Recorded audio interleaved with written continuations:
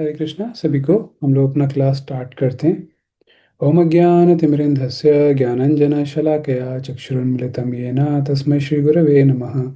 नमो विष्णुपदाय कृष्णप्रेष्ठाय भूतले श्रीमते भक्तिवेदान्त स्वामिन् इति नामिने। नमस्ते सरस्वतीदेवे गौरवाणी प्रचारिणे निर्विशेषा शून्यवादी पाश्चात्यदेशतारिणे। जय श्री कृष्ण चैतन्य प्रभु नित्यानंद श्री अद्वैत गदाधर श्रीवासादि गौर भक्तवृंदा।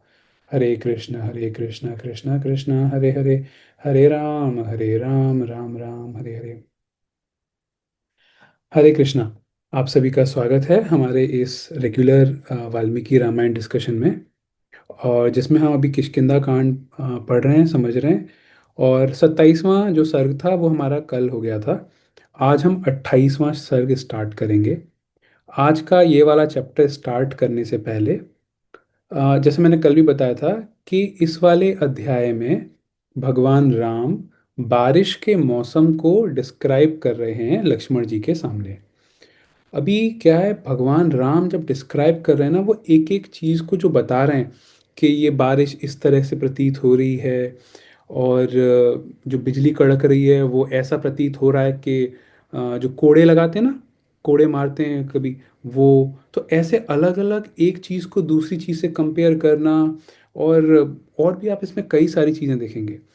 कई सारी चीज़ें हमको हो सकता है आसानी से समझ में आ जाएं, कुछ कुछ हो सकता है इतना इजीली ढंग से समझ में ना आए। तो कोई बात नहीं, जितना अपने को समझ में आएगा हम लोग जानने का समझने का प्रयास करेंगे। उसके बाद कोई बात नहीं, जब नेक्स्ट टाइम हम अगली बार जब किष्किंधा कांड पढ़ेंगे तब हम इसको देख लेंगे और डिटेल में। और एक और चीज़ अगर देखें आप, तो हमारा जो कई सारी चीज़ें जो हैं वो चैप्टर नंबर 1 जो था, सर्ग 1 किष्किंधा कांड का, उससे मिलती जुलती आपको यहाँ पे दिखेंगी। कुछ कुछ चीज़ें थी जो वहाँ पे और ज़्यादा डिटेल में थी सर्ग 1 में, क्योंकि सर्ग 1 में लगभग 120 130 के आसपास श्लोक थे। इस वाले में अराउंड 65 के लगभग श्लोक हैं, 60 70 के आसपास। ठीक है, ये थोड़ा सा मैंने बताया तो इसलिए हम ध्यानपूर्वक समझेंगे जितना समझ में आता है। घबराने की कोई बात नहीं है अगर ज़्यादा समझ में नहीं भी आता तो। ठीक है। और ये एक बहुत ही उच्च कोटि का काव्य है, पोइट्री जिसको बोलते हैं ना। तो हम लोगों ने देख लिया था कि वो बाहर जो गुफा है, गुफा में दोनों हैं, राम भगवान और लक्ष्मण जी। राम भगवान थोड़े दुखी हो रहे थे, लक्ष्मण जी उनको समझाते हैं, फिर राम भगवान मान जाते हैं, ठीक है मैं अपना शोक और क्रोध त्याग देता हूँ। और फिर उसके बाद जो पास में बारिश हो रही है, अब वो शोक को और क्रोध को त्याग के उस बारिश को डिस्क्राइब कर रहे हैं लक्ष्मण जी के समक्ष। एक और चीज़ ये है कि अभी तक जो हमने जो डिस्कस किया था, जो पढ़ा था, वो हमने गीता प्रेस गोरखपुर का जो पब्लिकेशन था उसको रेफर किया था। ये वाला चैप्टर उन्होंने, उनका जो हिंदी वाला ट्रांसलेशन है वो थोड़ा टफ है, मतलब समझने में बहुत ज़्यादा दिक्कत होगी उसमें। तो इसलिए ये एक दूसरा एडिशन है, गीता प्रेस का नहीं है। तो ये इंग्लिश में अवेलेबल था, उसको मैंने हिंदी में ट्रांसलेट करके, तो वो यहाँ पे उसको हम पढ़ेंगे अभी। स्क्रीन को हम शेयर करते हैं अभी।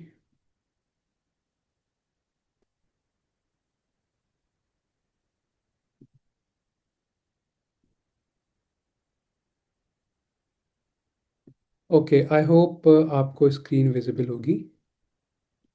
तो ये 28वां सर्ग और चैप्टर किष्किंधा कांड, श्लोक नंबर 1। स तदा वालिनं हत्वा सुग्रीवं भिषिच्य च वसन्माल्यवतः पृष्ठे रामो लक्ष्मणं ब्रवीत। वाली का वध कर और सुग्रीव का राज्याभिषेक करके राम ने माल्यवान पर्वत की चोटियों पर रहते हुए लक्ष्मण से ये शब्द कहे। तो अभी वहाँ पे उस पर्वत पे बैठे हुए हैं दोनों, तो अब राम भगवान लक्ष्मण जी से आगे कुछ कुछ बोलते हैं। अभी माल्यवान पर्वत लिखा है यहाँ पे, पहले वो जो पर्वत था, है ना, ये सेमी पर्वत को रेफर किया जा रहा है जिस पर्वत पे वो दोनों हैं। ठीक है। तो कन्फ्यूजन की बात नहीं कि वहाँ पे पर्वत का दूसरा नाम था, यहाँ पे दूसरा है।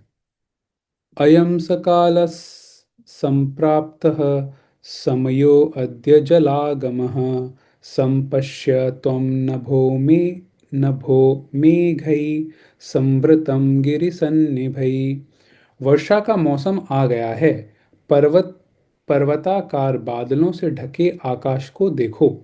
तो यहाँ बता रहे हैं वर्षा का मौसम आ गया है, वर्षा ऋतु चालू हो गई है, और जो बादल हैं वो इतने बड़े हैं, इतने विशाल हैं, ऐसा प्रतीत हो रहा है कि वो पर्वत के समान है, पर्वत ही आसमान में लटके हुए हैं, उड़ रहे हैं उस टाइप से।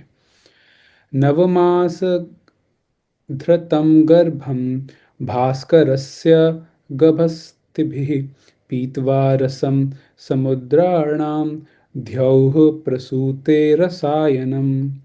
सूर्य की किरणों से, देखो ये बड़ा अच्छा श्लोक है, इसको ध्यान से जरा देखिएगा। सूर्य की किरणों से समुद्रों का जल पीकर 9 महीने तक गर्भवती रहने के बाद आकाश अब जीवन देने वाला जल प्रदान कर रहा है। अभी आप ये देखिए, यहाँ पे मतलब किस तरह का कंपैरिजन किया गया है। हम लोगों ने देखा है, पढ़ा है अपने भूगोल में, ज्योग्राफी में, कि पानी, बादल कैसे बनते हैं और बारिश कैसे आती है। जो पानी होता है समंदर के ऊपर से या फिर किसी नदी के ऊपर से, सूर्य की रोशनी और सूर्य के तेज की वजह से वो पानी एवेपोरेट होके, वो पानी वाष्प बन के, भाप बन के उड़ जाता है। वो पानी जब उड़ जाता है तो वो ऊपर जाके बन जाते हैं बादल।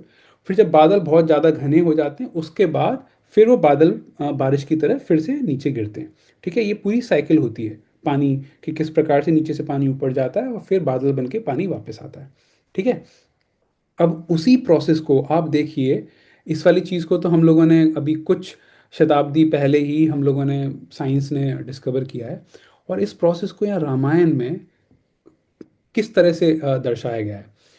बारिश ठंड के मौसम, मतलब लगभग बारिश खत्म हो जाएगी ठंड से जस्ट पहले, है ना। और फिर उसके बाद दोबारा बारिश कब आती है, लगभग जुलाई के आसपास, लगभग नवंबर में बारिश खत्म हो जाएगी और जुलाई के आसपास आएगी। तो तब से लेकर नवंबर अक्टूबर एंड से लेकर जुलाई तक लगभग 8-9 महीने होते हैं। तो ये यहाँ पे क्या बोल रहे हैं, यहाँ बोल रहे हैं कि जिस प्रकार से एक गर्भवती स्त्री जो होती है, वो लगभग 8-9 महीने तक उसके गर्भ में बच्चा होता है, और फिर उसके बाद वो बच्चा बाहर आता है। उसी प्रकार से ये जो आकाश है, ये आकाश नीचे से पानी लेके 9 महीने तक वेट करता है, उसके बाद फिर वो, जिस प्रकार से एक स्त्री बच्चे को जन्म देती है, उसी प्रकार से ये जो बादल हैं वो 9 महीने के बाद पानी को देते हैं, रेन को देते हैं, वर्षा को देते हैं। और वो कैसे, सूर्य की किरणों से समुद्रों का जल पीकर। और ये जो 9 महीने तक ये जो बादल हैं वो सूर्य की किरणों के थ्रू, सूर्य की किरणों के द्वारा उस पानी को पीते हैं। यानी कि वो जो एवोपरेशन जो होता है, जो भाप बन के जो पानी उड़ता है, भाप बन के ऊपर जाता है, उसकी बात कर रहे हैं। वो कैसे जाता है, सूर्य की किरणों से, है ना। तो ये बड़ा अच्छा इन्होंने कंपैरिजन है यहाँ पे राम भगवान जो देते हैं। और फिर क्या है, आकाश अब जीवन देने वाला जल प्रदान कर रहा है। जिस प्रकार से 9 महीने के बाद स्त्री एक बच्चे को जन्म देती हैं, उसी प्रकार से लगभग 9 महीने के बाद ये जो बादल हैं, जो पर्वत के समान बड़े हैं, बड़े बड़े बादल हैं, वो आ, बारिश को जन्म दे रहे हैं। ठीक है, नेक्स्ट। शक्यं बरमारुह्य मेघसोपानपङ्क्तिभिः कुटजार्जुनमालाभिः अलंकर्तुः दिवाकरम। ऐसा लगता है जैसे बादलों की पंक्तियों को सीढ़ियों की तरह उपयोग करके कोई आकाश पर चढ़ सकता है और सूर्य को कुटज और अर्जुन के फूलों की मालाओं से सजा सकता है। देखिए यहाँ पे एक और बड़ा अच्छा कंपेयर किया गया है। बादल आपने कई बार देखे होंगे, बादल जो हैं सफ़ेद सफ़ेद बादल या काले काले बादल रुई के समान लगते हैं। तो ये बता रहे हैं कि बादल ऐसे प्रतीत हो रहे हैं जैसे सीढ़ियाँ बनी हों, जैसे हमारे घर में सीढ़ियाँ होती हैं ना, तो सीढ़ियों के समान लग रहे हैं बादल। और हम इन सीढ़ियों पर चढ़ चढ़ के, ऐसा प्रतीत हो रहा है, चढ़ चढ़ के हम कहाँ तक जा सकते हैं, सूर्यदेव के पास तक। और सूर्यदेव के पास जाके हम उनको माला चढ़ा सकते हैं। कौन सी, कुटज और अर्जुन के फूलों की माला। यहाँ आसपास में कई सारे अलग अलग प्रकार के फूल खिल रहे हैं, है ना, इस वाली ऋतु में। तो अर्जुन और कुटज के फूलों की माला को हम जाके सूर्यदेव को चढ़ा सकते हैं। बादल ऐसे प्रतीत हो रहे हैं। ये है ना पंक्तियों की सीढ़ियों। तो ये यहाँ पे एक कंपैरिजन किया गया है।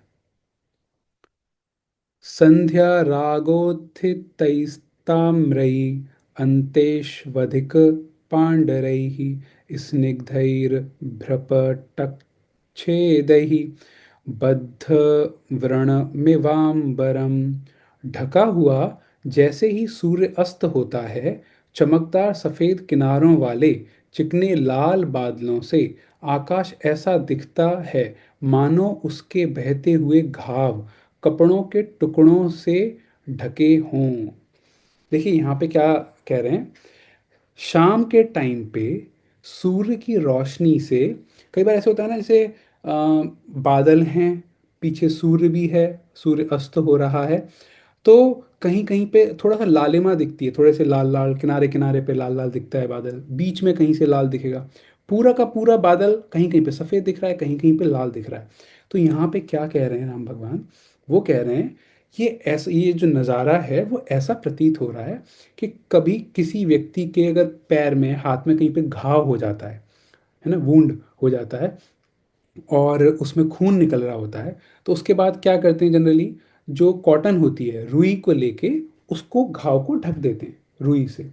तो जब घाव को, जहाँ से खून निकल रहा है, ब्लीडिंग हो रही है, उसको रुई से ढक दिया, तो खून तो अभी निकल रहा है ना, तो ऐसा होता है ना, उस रुई पे कहीं कहीं पे लाल लाल स्पॉट्स आ गए, किनारे किनारे पे लाल लाल हो गया उस खून की वजह से। और कहीं कहीं पे सफ़ेद सफ़ेद रुई दिख रही है, कहीं कहीं पे उस खून की वजह से वो रुई लाल सी दिख रही है।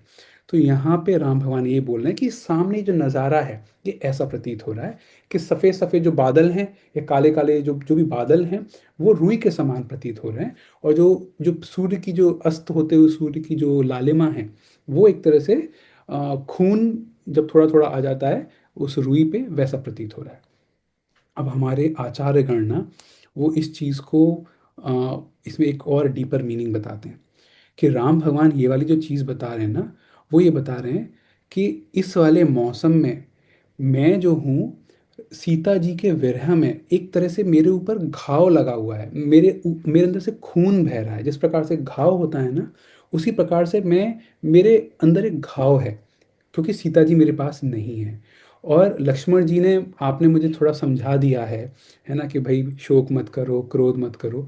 तो ठीक है, मैं थोड़ा समझ रहा हूँ उस चीज़ को। तो एक प्रकार से जैसे कॉटन लगा दिया, एक घाव के ऊपर रुई लगा दी है, उसी प्रकार से लक्ष्मण जी ने एक तरह से रुई लगा दी है।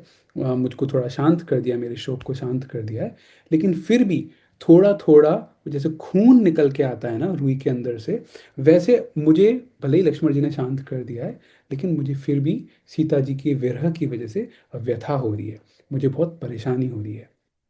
तो ये हमारे आचार्यगण इसका डीपर मीनिंग बताते हैं। इनफैक्ट ये वाला जो चैप्टर है, इस चैप्टर में हमारे कई सारे आचार्यगण अलग अलग तरीके से बहुत डिटेल में इनको एक्सप्लेन करते हैं। ठीक है, जहाँ जहाँ पे रहेगा हम थोड़ा थोड़ा समझने का प्रयास करेंगे। आई होप ये वाला जो कंपैरिजन है आपको अच्छे से समझ आया होगा। फिर छठवां श्लोक। मन्दमारुतनिःश्वासं सन्ध्याचन्दनरञ्जितम् आपां जलदं भाति कामातुरमिवाम्बरम्। सफ़ेद बादलों से ढका आकाश ऐसा लगता है जैसा वह कामुकता के कष्ट में फंसा हो, जिसमें धीमी हवा, उसकी आहें और संध्या के रंग चंदन का लेप हों। तो अभी यहाँ पे ये जो बोल रहे हैं, जो आकाश है वहाँ पे जो धीमी धीमी हवाएं जो चल रही हैं, वो ऐसा लग रहा है। कई बार आपने देखा होगा ना, जब व्यक्ति बहुत परेशान होता है तो वो ऐसे सांस लेता है ना, ऐसे करके हम बहुत ही मतलब परेशान में, कई बार सांसें थोड़ी तेज चलने लग जाती हैं, है ना। तो यहाँ पे वही है। और या फिर कि बिल्कुल एक तरह से सांस थम सी गई, है ना, घबराहट की वजह से, दुख की वजह से। तो यहाँ पे वही बात है कि जो जो हवाएं जो चल रही हैं वो ऐसा प्रतीत हो रही हैं कि यहाँ पे मतलब कष्ट के कारण जैसे कोई व्यक्ति सांसें ले रहा हो, उस तरह से। और संध्या के रंग चंदन का लेप हो, कि जो शाम के टाइम का जो जो सूर्य है, उसकी जो लालिमा है, वो उससे ऐसा भी प्रतीत हो रहा है कि चंदन का लेप लगा हुआ हो यहाँ पे। एषा धर्म परिक्लिष्टा नववारि परिप्लुता सीतेव शोक संतप्ता मही बाष्पम विमुंचती। जिस प्रकार सीता दुख से झुलसकर आंसू बहा रही हैं, उसी प्रकार ग्रीष्म की गर्मी से लंबे समय तक झुलसने के बाद पृथ्वी ताजे जल से भर गई लगती है। अभी यहाँ पे एक और कंपेयर कर रहे हैं कि जिस प्रकार से सीता जी अभी दुखी होंगी, और मुझे पक्का पता है क्योंकि अभी सीता जी दुखी होंगी तो उनकी भी आंखों से आंसू बह रहे होंगे। ऐसा ही प्रतीत हो रहा है कि जैसे सीता जी की आंखों से बहुत ज़्यादा आंसू बह रहे होंगे ना, उसी प्रकार से इस समय यहाँ पे इस पृथ्वी पे ये जो बारिश जो आ रही है वो उसी तरह से बहुत ज़्यादा ज़्यादा आ रही है। जिस प्रकार से ऐसा प्रतीत हो रहा है कि सीता जी की आंखों से, उनकी नेत्रों से आंसू बह रहे हों।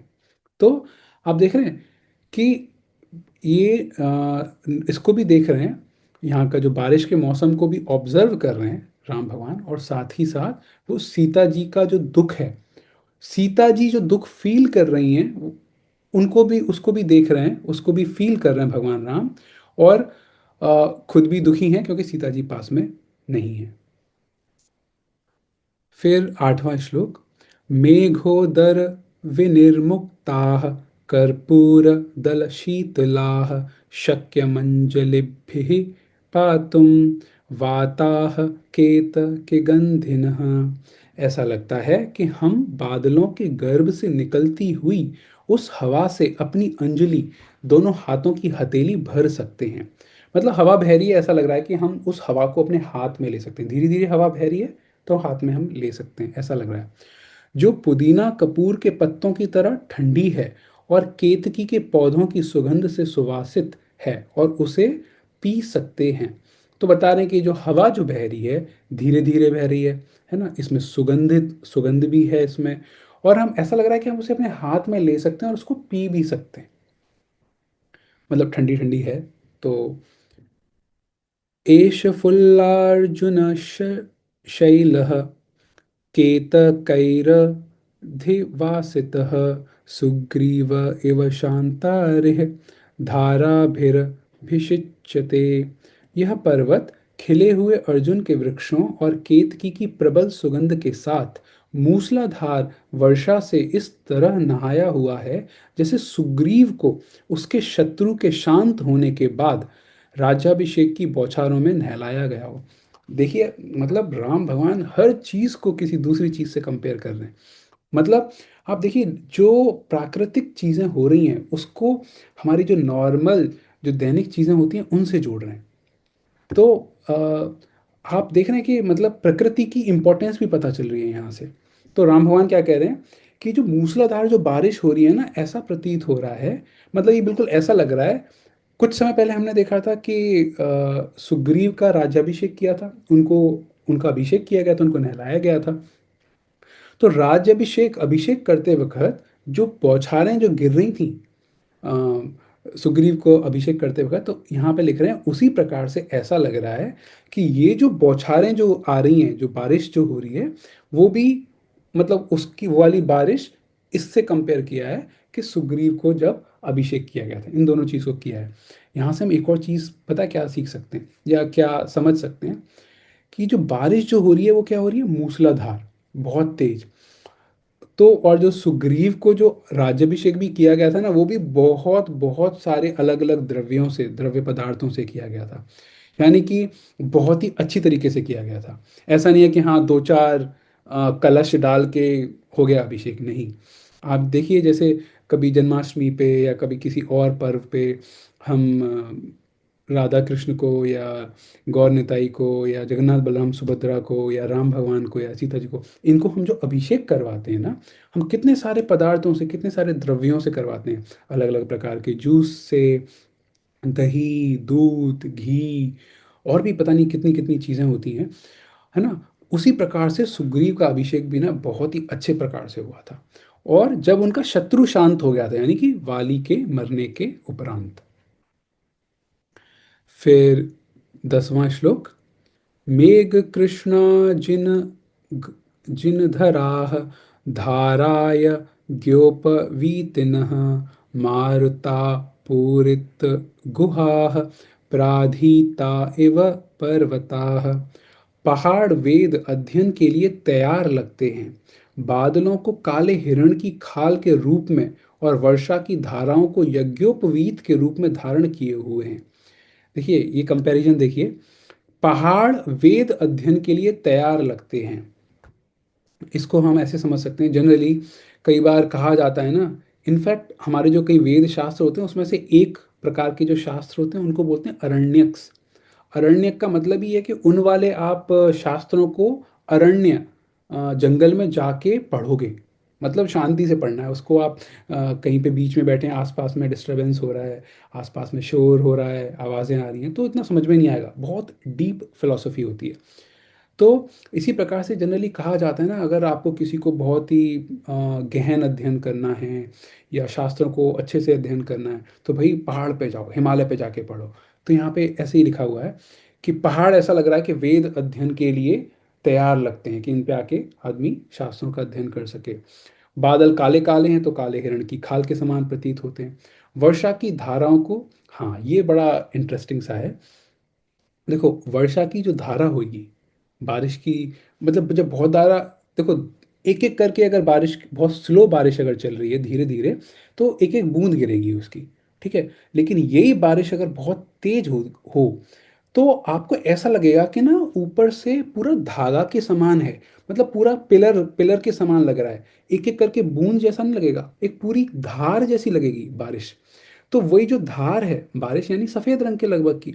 और जो यज्ञोपवीत जो होता है, यज्ञोपवीत मतलब एक तरह से जनेऊ टाइप से जो पहनते हैं ना, ब्राह्मण पहनते हैं, कई सारे व्यक्ति जो पहनते हैं। तो वो जो बारिश की धार है वो एक तरह से ऐसा प्रतीत हो रहा है कि यज्ञोपवीत है वो, है ना, वो जनेऊ टाइप से लग रहा है। और गरजती हवा से अपनी गुफाओं रूपी फेफड़ों को भर रहे हैं। जो हवा है वो बहुत तेज चल रही है ना। और ये जो वहाँ पे गुफाएं हैं वो एक तरह से फेफड़े की तरह लग रहे हैं। आप अगर इसको इमेजिन करें, बायो में हमने पढ़ा होगा फेफड़े जिस तरह से होते हैं, थोड़े ट्रायंगुलर शेप से। अगर आप किसी गुफा को देखिए तो ये कह रहे हैं कि ना, जैसे गुफा देखने में लगती है फेफड़े भी देखने में वैसे लगते हैं। तो ऐसा लग रहा है फेफड़ों के अंदर हवा आती जाती रहती है, तो ऐसी इस गुफा के अंदर भी हवा ऐसे आ रही जा रही है। तो सब चीज़ को सब चीज़ से कंपेयर कर रहे हैं भगवान श्री राम। कशाभिरिव हैमीभिः विद्युद्भिरिव ताडितम् अन्तस्तनितनिर्घोषं सवेदन मिवाम्बरम। आकाश बिजली के सुनहरे कोड़ों से आहत होकर गड़गड़ाहट की गर्जना के साथ जोर से चिल्लाता हुआ पीड़ा में लगता है। मैंने स्टार्टिंग में जो बताया था ना, कि अगर किसी व्यक्ति के ऊपर कोड़े मारे जाएं, कोड़े मतलब एक तरह से सोचिए चमड़े की कोई रस्सी हो या कोई एक रस्सी हो जिससे बहुत तेज लगे, चोट लगे, तो ऐसा प्रतीत हो रहा है कि जो आकाश बिजली के सुनहरे कोड़ों से आहत होकर, देखिए होता क्या है कि आकाश में बिजली दिखती है ना। और पहले बिजली, आप मतलब आप इसको बड़े अच्छे से समझते हैं। आप अगर बारिश के टाइम पे आकाश की तरफ देखेंगे, सबसे पहले आपको दिखेगा बिजली, है ना, चमकती हुई वो दिखेगी। उसके कुछ समय के बाद आपको आवाज़ सुनाई देगी। साइंस के हिसाब से इसको ऐसे बोलते हैं कि जो लाइट जो होती है उसकी स्पीड ज़्यादा होती है, 3 × 10⁸ मीटर पर सेकेंड। तो इसलिए जो जो बिजली चमकी वो हमें पहले दिख जाती है। और जो साउंड की स्पीड होती है वो कम होती है, स्लो चलती है। तो जो बादल हैं जो गरज रहे हैं या गड़गड़ा रहे हैं, वो उनकी आवाज़ बाद में आती है ना। अब इसी चीज को भगवान राम दूसरे तरीके से बता रहे हैं। वो क्या कह रहे हैं, ऐसा प्रतीत हो रहा है ये जो लाइट है, बिजली जो चमक रही है, वो कोड़े के समान प्रतीत हो रही है। और वो कोड़ा किसको मारा जा रहा है, वो कोड़ा मारा जा रहा है आकाश को, जो जो आसमान है। जब उस आसमान को एक कोड़ा मारा जा रहा है तो अब वो जो आसमान है उसको दर्द हो रहा है, अब वो चिल्ला रहा है। और वो जो चिल्लाहट है उसकी, वो है बादलों की आवाज। वो जो हमको आवाज सुनाई देती है ना, गड़गड़ाहट, वो कुछ और नहीं है। वो आकाश बेचारा दर्द से कराह रहा है, दर्द से चिल्ला रहा है, क्योंकि कोड़े रूपी बिजली उसके ऊपर पड़ रही है ना। देखिए कितना अच्छा कंपैरिजन किया है। ओके, नीलमेघाश्रिता विद्युत् स्फुरन्ती प्रतिभाति मे, स्फुरन्ती रावणस्याङ्के वैदेहीव तपस्विनी। काले बादलों के विरुद्ध चमकती बिजली मुझे रावण की गोद में छटपटाती हुई दुख भोगती वैदेही सीता की याद दिलाती है। अब यहाँ पे क्या कह रहे हैं, काले बादलों के विरुद्ध चमकती बिजली। अभी अभी यहाँ पे क्या बताया था, पिछले वाले श्लोक में एक तरह से बताया गया था कि जो हायर पोजीशन पे है वो कौन है, बिजली। मतलब बिजली एक तरह से डोमिनेट कर रही है, बिजली मार रही है इसको, आकाश को। यहाँ पे क्या बता रहे हैं, जो काले जो बादल हैं, इन ये बादल एक प्रकार से कैसे हैं, रावण के समान है ना। रावण मतलब काले बादल एक तरह से बहुत ही घिनौना या बहुत ही पापी रावण के समान है। और उसके विरुद्ध जो बिजली चमक रही है, देखिए, बिजली आपने देखी होगी, बिजली थोड़ी ऐसे ऐसे होती है ना, जिगजैग टाइप से होती है, कब मतलब सीधी लाइन नहीं दिखती, वो ऐसे ऐसे होती है। तो ये क्या कह रहे हैं, वो जो बिजली बिजली है वो एक तरह से छटपटाती हुई सीता के समान है। काले बादलों के पीछे जो बिजली, छटपटाती हुई बिजली है, जो टेढ़ी मेढ़ी जो बिजली है जो चमक रही है, वो एक प्रकार से पापी रावण की गोद में, है ना, यहाँ पे है। क्योंकि रावण उनको कोशिश कर रहा है, सुग्रीव ने बताया है, जटायु ने बताया है कि गोद में ऐसे पकड़ के सीता जी को लेके जा रहा था। तो ऐसे पापी रावण की गोद में छटपटा रही हैं सीता जी, जिस प्रकार से ये बिजली छटपटा रही है इस काले बादल में। तो ये कंपेयर किया है भगवान श्री राम ने। इमास्तामन्मथवतां हिताः प्रतिहता दिशः अनुलिप्ता इव घनैः नष्टग्रह निशाकराः।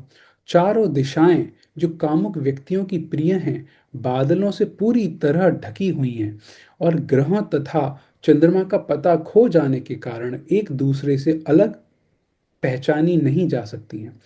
यहाँ ये बता रहे हैं कि यहाँ पे इतने घने बादल हैं चारों तरफ। देखिए, रात के टाइम पे अगर आपको चंद्रमा भी नहीं दिख रहा, तारे भी नहीं दिख रहे, कुछ भी नहीं दिख रहा, तो क्या आप डायरेक्शन बता सकते हैं, दिशा बता सकते हैं कि कौन सा पूरब है कौन सा उत्तर है? नहीं बता सकते ना। यहाँ पे वही बता रहे हैं कि बादलों से पूरी तरफ चारों दिशाएं इस तरह से ढकी हुई हैं कि कोई भी ग्रह, चंद्रमा, कुछ भी यहाँ पे नहीं दिख रहे। तो इसलिए हम ग्रहों तथा चंद्रमा का पता खो जाने के कारण एक दूसरे से अलग पहचानी नहीं जा सकती, हम दिशाओं को पहचान नहीं पा रहे इस समय पे। ठीक है, आज हम ये 13वें श्लोक तक ही रखते हैं। बाकी का हम आगे करेंगे कल। तो आज के इस डिस्कशन से रिलेटेड किसी को कुछ कहना है, किसी को कुछ पॉइंट शेयर करना है, तो आप हैंड रेज कर सकते हैं। ये थोड़ा सा, इसके जो संस्कृत के श्लोक भी थे, मुझे संधि विच्छेद वाला नहीं मिल पाया था, तो इसलिए थोड़ा सा टफ हो रहा था वाला पढ़ना भी। ओके, कल्पना माता जी को है। आप अनम्यूट कर लीजिए, कल्पना माता जी।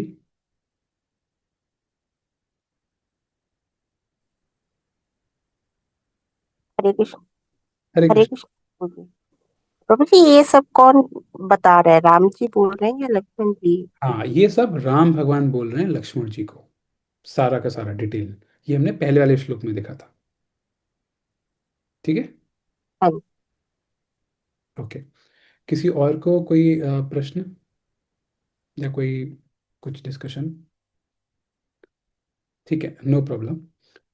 तो हम, आप इसको और अच्छे से ना दोबारा से चाहे तो रिकॉर्डिंग इसको दोबारा से देख सकते हैं बहुत अच्छे से। जिसको पोइट्री में इंटरेस्ट है उसको ये वाला चैप्टर अच्छा लगेगा। तो हम लोग कल मिलते हैं, आज का क्लास यहीं पे समाप्त करते हैं। ग्रंथराज श्रीमद् भागवतम की जय। वाल्मीकि रामायण की जय।